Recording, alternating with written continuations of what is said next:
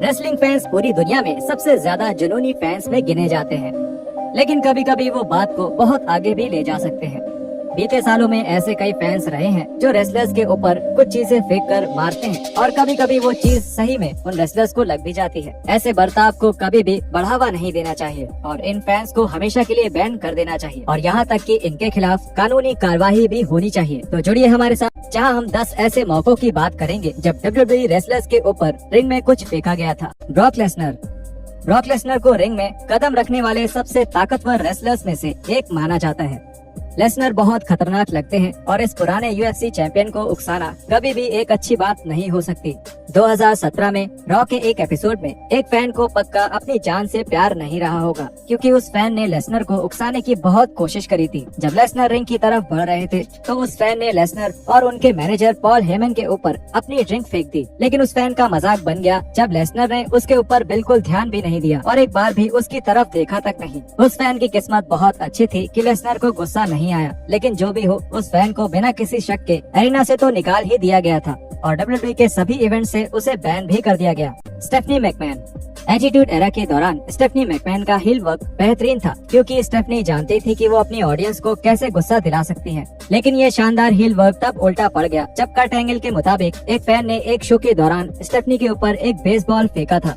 इस हादसे की डिटेल्स अभी तक राज है, लेकिन एंगल ने अपने पॉडकास्ट पर इसके बारे में थोड़ी बात करी है और साथ ही इस हादसे पर विंस मैकमैन के रिएक्शन के बारे में भी बताया।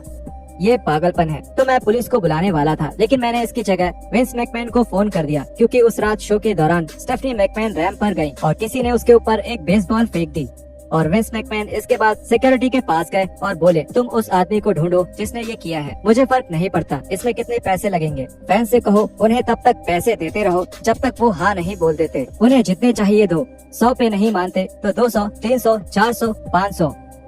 तो सिक्योरिटी वहाँ फैन से पूछ रही थी, लेकिन वो लोग बताना नहीं चाह रहे थे और बात बहुत ज्यादा पैसों तक पहुँच गयी और उनमें से एक फैन ने कहा ये उसने किया था। नटालिया। 2019 का ग्राउंड ज्वेल एक ऐतिहासिक पेपर व्यू था, क्योंकि नटालिया और लेसी एवेंस सऊदी अरेबिया में रेसलिंग करने वाली पहली 2 फीमेल रेसलर्स बन गई थी। ये पूरी रेसलिंग की दुनिया के लिए एक बहुत बड़ी बात थी, क्योंकि एक समय पर ऐसा होना बिल्कुल नामुमकिन लगता था। हालांकि ज्यादातर फैंस नटालिया और एवेंस को रेसलिंग करते हुए देखने के लिए बहुत उत्सुक थे, लेकिन एक फैन इस मैच से इतना नाराज था कि उसने नटालिया की एंट्री के दौरान उनके ऊपर एक पानी की बोतल फेंक कर मार दी थी। अच्छी बात ये रही कि वो बोतल नटालिया को नहीं लगी और नटालिया ने पूरी तरह से प्रोफेशनली रिएक्ट किया और उन्होंने इस फैन के बुरे बर्ताव को खुद पर हावी नहीं होने दिया। याहू स्पोर्ट्स के साथ एक इंटरव्यू के दौरान नटालिया से इस हादसे के बारे में पूछा गया और उन्होंने इसके जवाब में ये कहा, जब वो बोतल फेंकी गई थी वो कुछ मेरी जिंदगी जैसा ही था।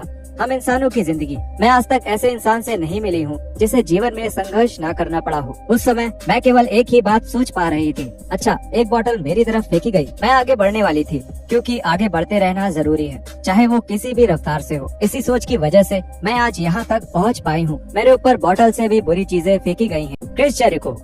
क्रिस जेरिको को 2009 में पूरी WWE में एक टॉप हील की तरह दिखाया गया था और लंदन के एक लाइव इवेंट में एक हील के तौर पर उनके काम से फैंस इतना नाराज हो गए थे कि एक फैन ने रिंग में एक ग्लो स्टिक फेंक दी, जो सीधे जेरिको को आंख में जाकर लगी थी। जेरिको फैंस के इस बर्ताव से बहुत गुस्सा हुए और उन्होंने गुस्से में वहाँ मौजूद बाकी सभी फैंस से भी ऐसा ही करने के लिए कहा, लेकिन इससे वहाँ पूरी तरह बवाल मच गया, क्योंकि फैंस ने पूरी रिंग को DX ग्लो स्टिक से भर दिया। बस्टेड ओपन रेडियो के साथ एक इंटरव्यू के दौरान खुद जेरिको ने बताया कि इस हादसे की वजह से उन्हें WWE मैनेजमेंट से डांट पड़ी थी।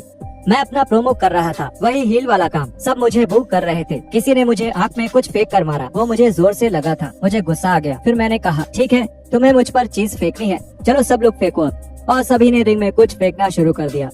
वहाँ ग्लो स्टिक्स की बारिश हो रही थी, कम से कम 100 तो होंगी ही। मुझे याद है कि मैं निंजा की तरह कर रहा था, शुगर रे लेनर्ड की तरह उन्हें मुक्के मार के हटा रहा था। शो के बाद मुझे बताया गया कि स्टेफनी मैकमैन इसके लिए मेरे ऊपर फाइन लगाना चाहती थी और मुझे सस्पेंड करना चाहती थी। स्टेफनी मेरी बॉस नहीं है, इसलिए मुझे कोई फर्क नहीं पड़ता कि स्टेफनी क्या चाहती है, आप जाकर उसे ये बता सकते हैं। कैलिस्टो।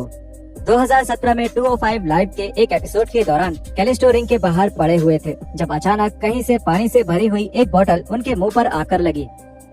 इससे कैलिस्टो को गहरी चोट लगी और उन्हें एक MRI करवाना पड़ा और टाके लगवाने पड़े।